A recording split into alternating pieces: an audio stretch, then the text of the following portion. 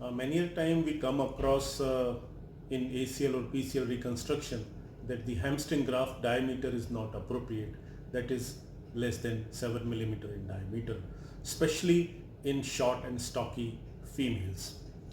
And to overcome this problem, here we will demonstrate a technique of making it 5 strand in order to get a proper diameter.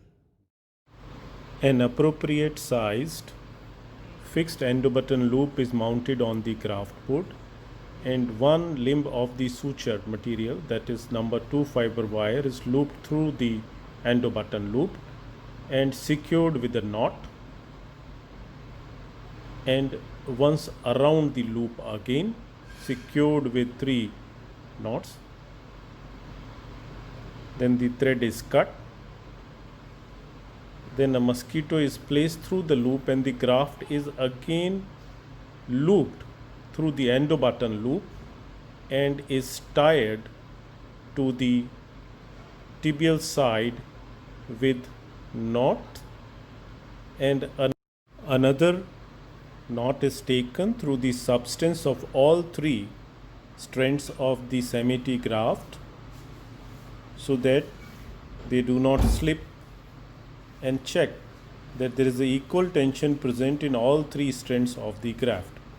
And now this construct is ready to loop the gracilis tendon in order to increase the effective graft diameter. The prepared gracilis tendon is passed through the endobutton loop over a previously prepared tripled semitendinosus, which will increase the effective girth of the graft, which is required for appropriate stability in ACL and PCL reconstruction. The graft is now sized by size 8 graft sizer.